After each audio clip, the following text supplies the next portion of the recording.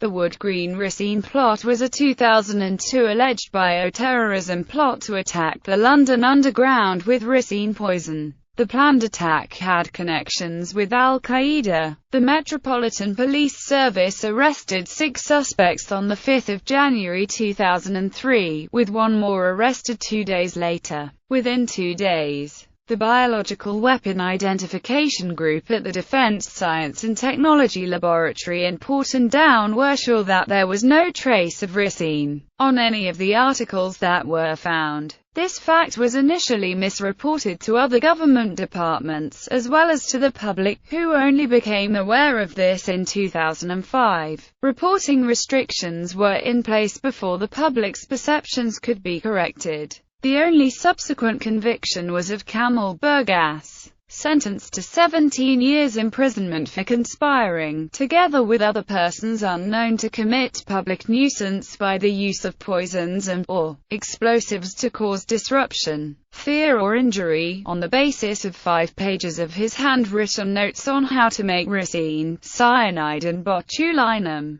Burgas had already been sentenced to life imprisonment for the murder of Detective Stephen Oak, whom he stabbed to death during his arrest in Manchester. Burgas also stabbed 3 other police officers in that incident. They all survived. All other suspects were either released without charge, acquitted, or had their trials abandoned. Public reaction. Physicians throughout the United Kingdom were warned to watch for signs that patients had been poisoned by ricin, and the Public Health Director for London urged the public not to be alarmed following some media reports. Britain's largest circulation tabloid newspaper, The Sun, reported the discovery of a factory of death, and other newspapers warned on their front pages, 250,000 of us could have died, poison gang on the loose, and killer with no antidote. The fact that no ricin had been found was known to some government departments very early on, but this information was not revealed to the public until after Burgas's trial 2 years later, although in the interim it was cited as evidence for further terrorism laws, as well as featuring in U.S. Secretary of State Colin Powell's 5 February 2003 speech to the UN to build the case for the 2003 invasion of Iraq, as a part of the alleged Abu Musab al-Zarqawi global terrorist network. As late as February 2006, Chancellor Gordon Brown described it as a significant terrorism plot spanning 26 countries. Timeline of arrests and announcements. 5 January 2003, police raid a flat above a pharmacy at 352 High Road, Wood Green, North London, and arrest 6 men on suspicion of manufacturing ricin intended for use in a terrorist poison attack on the London Underground. 7 January, 7th man arrested. 12 January, 5 men and a woman arrested in the Bournemouth area for terrorism involving ricin, but released without charge several days later. 14 January, 3 men arrested in Crumpsall, North Manchester, in a raid to detain a man who had been certified under Part 4 of the Anti-Terrorism, Crime and Security Act 2001. Detective Constable Stephen Oak dies after being stabbed 8 times with a kitchen knife by Kamal Burgas, who was also there. 20th January, police raid and close the Finsbury Park Mosque for several days as part of the investigation.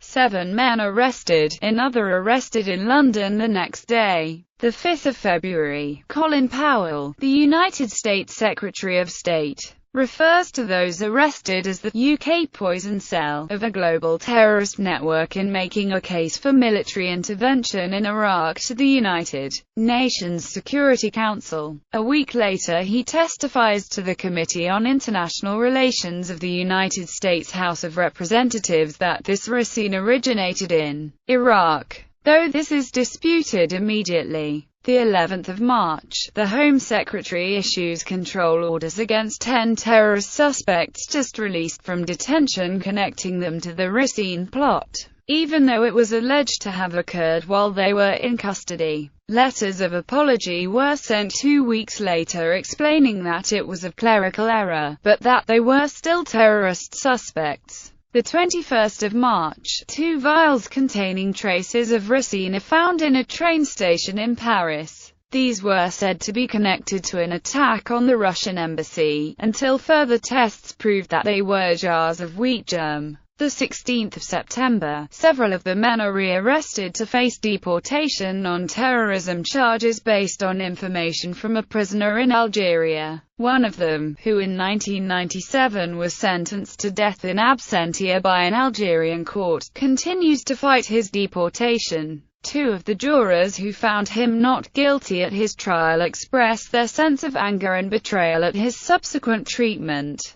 Trials. On 30 June 2004, Kamal Burgas was convicted for the murder of D.C. Stephen Oak during his arrest and was jailed for life with a minimum tariff of 22 years. During periods of his imprisonment, Burgas has been placed in segregation after he was accused by prison authorities of involvement in attacks on other prisoners and attempts to force other inmates to convert to Islam. The trials of 5 defendants, including Burgas, for conspiracy to commit murder and as part of a ricin plot, began in September and lasted until 8 April 2005. Burgas alone was convicted and sentenced to 17 years for conspiring to cause a public nuisance by plotting to spread ricin and other poisons on the UK's streets. Moulad Sia Liam David Carla for convicted of possessing false passports. On 12 April 2005, the jury was dismissed after failing to reach a verdict on the charge of conspiring to commit murder, and a second trial of 4 further defendants was abandoned before it started.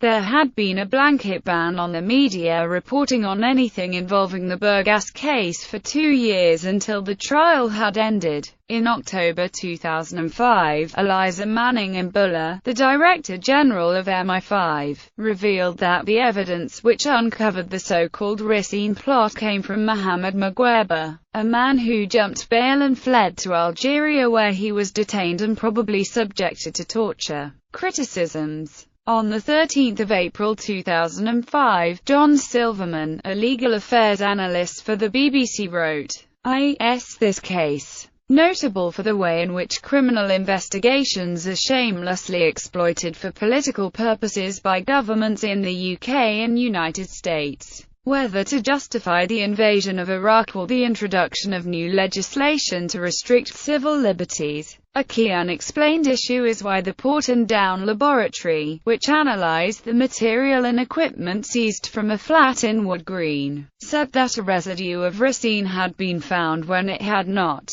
On the 11th of April 2005, George Smith, of GlobalSecurity.org summed up, "It is no longer a surprise when one finds that many claims from the alleged best of American government intelligence in the war on terror are bogus. It is still dismaying, though, to see intelligence derived from materials submitted in the alleged trial of the UK poison cell that is so patently rotten. Who was informing Colin Powell on the nonsense before his date with the UN Security Council? There was no UK poison cell linked to Al-Qaeda or Muhammad al-Zarqawi. There was no ricin with which to poison London, only notes and 22 castor seeds. There was no one who even knew how to purify ricin." On 17 August 2006, Craig Murray summed up on Counterpunch, "I spoke at the annual Stop the War conference a couple of months ago, and referred to the famous ricin plot. It was alleged that a flat in North London inhabited by Muslims was a ricin factory, manufacturing the deadly toxin which could kill hundreds of thousands of people. Police tipped off the authorities that traces of ricin had been discovered. In the end, all those accused were found not guilty by the court. The traces of ricin were revealed to be the atmospheric norm. The intelligence on that plot had been extracted under torture in Algeria." Another police tip-off to the media was that the intelligence said that the ricin had been stored in plastic jars, and they had indeed found plastic jars containing a suspicious substance. It turned out the containers in question were 2 Brylcreem tubs. What was in them? In the first, paper clips. In the second, Brylcreem, the Wood Green conspiracy allegations were also depicted critically in the 2007 documentary Taking Liberties.